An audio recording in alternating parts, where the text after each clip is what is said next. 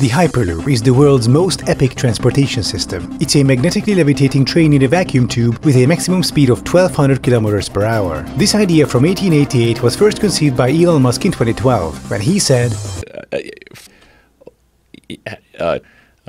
Thus the Hyperloop was born, and immediately after, the best and the brightest pounced on the concept, aiming to revolutionize transit. It's been 11 years since Musk's fateful speech. He himself did not get involved in development, and he couldn't now even if he wanted to, as he's too busy signal boosting far-right lunatics on Twitter, while at the same time running the site into the ground. Only true geniuses can multitask like that. But thankfully, as I said, Musk wasn't the only one who saw promise in the Hyperloop. People just as smart and talented as Musk also jumped on the bandwagon, and before we knew it, a whole plethora of companies were competing to change transportation forever. We've been waiting 11 years for a functional Hyperloop system, and we're still waiting. But what are all those Hyperloop companies up to nowadays? Where are they now? First off, Arrivo. Arrivo is a Hyperloop company founded by Brogan Bam Brogan, yeah, that's his real name, who apparently kept an axe in his office with which he would punch a hole in the wall to let off steam. Now, that is a sign of a successful, well-run company. Though Arrivo started as a Hyperloop company, the vacuum tube idea was quickly abandoned in favor of maglev technology. You know, that thing which doesn't exist yet and definitely needs pioneering. So Bam Brogan was like, what if maglev,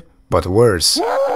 And so these magnetic car sleds were dreamt up, which were supposed to fix congestion. Because as we all know, adding more capacity to roads definitely won't motivate more people to get in their cars, thereby making congestion worse. Gee, I wonder if this is a well-known phenomenon we've been aware of since like 1930. Because if that was the case, that would make Arrivo and Brogan look real silly. Though thankfully, unfortunately, Arrivo went bankrupt a year later, ultimately forcing them to departo.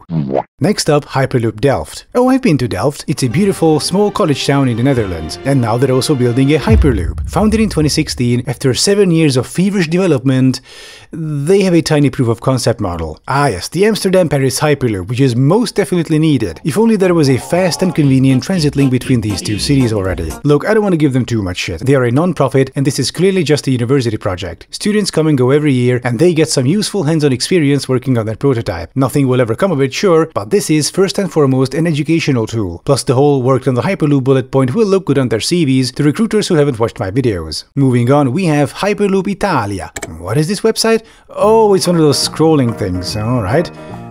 Let's watch the video. Oh, that's nice. Okay, so their videos seem to have been deleted. That's cool. Wait, these are just Hyperloop TT promotional images. Now, they must be their Italian subsidiary then. Wait, who is this guy? Is he crying?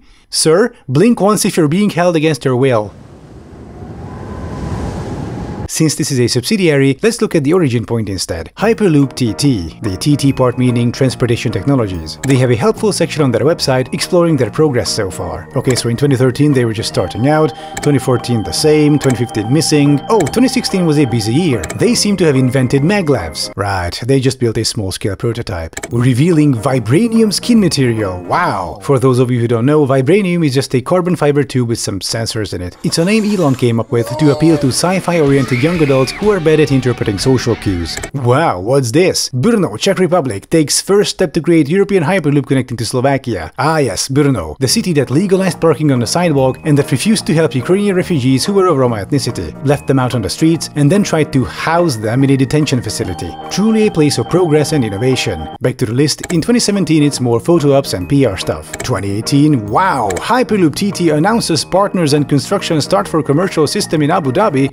It's happening, folks. Well, through the power of me reading this in 2023, I can tell you that absolutely nothing came of this project. Oh, I know this one. This is the Hyperport, the cargo Hyperloop from the port of Hamburg into the continent. Because after a container spends 4 weeks on a cargo ship, it cannot sit on a train for 3 more days. It has to barrel down a €100 billion vacuum tube because that's how logistics works. Also, European Commission moves ahead in assessing Hyperloop regulatory needs. Right. You might notice a lot of these articles are either just fluff pieces or they're about some institutions starting the process to organize the meeting where they will discuss what food should be served on the gathering, where they schedule the Zoom call to confirm the session where point 86/9/F of the agenda will be about what should we do with this Hyperloop thing. These mean nothing, yet the Hyperloop TT people put them out on their website nonetheless. If you ever had to pad out an essay at school, this might feel familiar to you. From 2019 till 2022, it's much the same. Feasibility studies, cooperation agreements that lead nowhere. Apparently they also released a bunch of Hyperloop NFTs, because of course they have. Their most recent news item is from 6 months ago, about the unveiling of the second full-scale capsule at the convention. Curiously, photos are missing from this article aside from the headline image, but I went to Twitter and found 4 more, thankfully. Now you might think this is extremely embarrassing. After a decade of work, all they have is a static mock-up of the capsule that people can sit in. Except that's not the capsule's interior, that's a 2D canvas print stretched over the gaping hole of their empty tube. After a decade of work, this is all they have. A hollow tube with some studio lights slapped inside, wires and all, with 2 monitors that don't even match, playing videos on loop, no pun intended, next to the miniature mock-ups of their interior furniture. This is what they accomplished in a decade. Ukrainian engineers are out there changing modern warfare with hardware they invented and built from scratch in a year during an active war and are mass-producing it out of a shed. Meanwhile, these morons couldn't accomplish more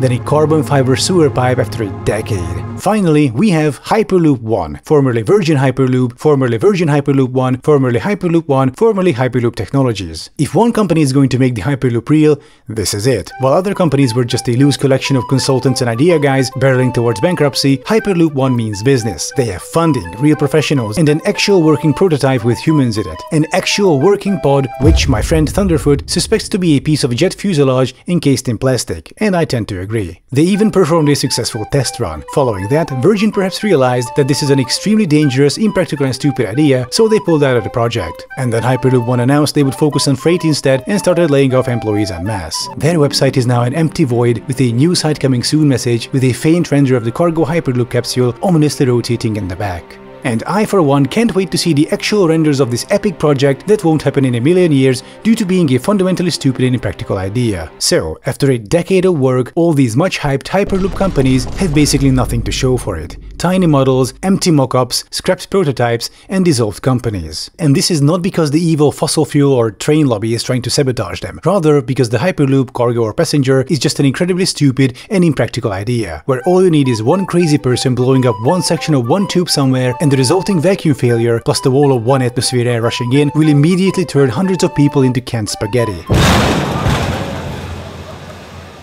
This is assuming they can even maintain such an enormous vacuum chamber, deal with the problem of heat expansion, tectonic activity, extreme weather, and so on, after managing to somehow purchase all the land needed across multiple countries in a straight line to be able to even potentially start construction. Seriously, all technical impossibilities and impracticalities aside, try drawing a straight line between 2 large cities and see how many villages, cities, lakes, rivers, national parks and so on are in your way. Places where you cannot build but can't go around because your 1200 km/h pods cannot do sharp turns and would need an almost completely straight line. Once again, this is just a land acquisition. We haven't even talked about all the technical issues which make this whole project impossible. If you want to know more about those, I have a video about it you can check out, link in the description. Having reached the end of this train wreck, no pun intended, allow me to present the cherry on top. In the book titled Elon Musk, written by cultist Ashley Vance, on page 470, you will find the following. Musk had been thinking about the Hyperloop for a number of months, describing it to friends in private. The first time he talked about it to anyone outside his inner circle was during one of our interviews. Musk told me that the idea originated out of his hatred for California's proposed high-speed rail system. He insisted the Hyperloop would cost about 6 to 10 billion, go faster than a plane, and let people drive their cars onto a pod and drive them into a new city. At the time, it seemed that Musk dished out the Hyperloop proposal to make the public and legislators rethink the high-speed train. He didn't actually intend to build the thing. With any luck, the high-speed rail would be cancelled. Musk said as much to me during a series of emails and phone calls leading up to the announcement. Down the road, I might fund or advise a Hyperloop project, but right now I can't take my eye off the ball at either SpaceX or Tesla, he wrote. What you just listened to was a direct admission that the whole Hyperloop project was pure bullshit from the start, a cynical scheme devised by Musk to try to sabotage California's high-speed rail project to preserve the dominance of the car. Thankfully, he was about as successful with it as with running Twitter. But the sad part is, this scam has managed to kickstart a decade-long effort by people of lower than average social literacy to try and make their God's vision become a reality. It's a sad sight to behold, but honestly, did we really expect anything more than that? And this is the state of the Hyperloop in 2023, or was rather. We can all agree that this thing just isn't happening anymore. Too many people wisened up, and the California high-speed rail is actually getting built, so the Hyperloop concept has lost whatever little viability it had left. Some dictatorship might still take a crack at it, like the Saudis when they aren't busy gunning down Africans on their border, but ultimately I think we can pronounce this project dead. And I thank you for watching, don't forget to like and subscribe, and I'll be seeing you next time.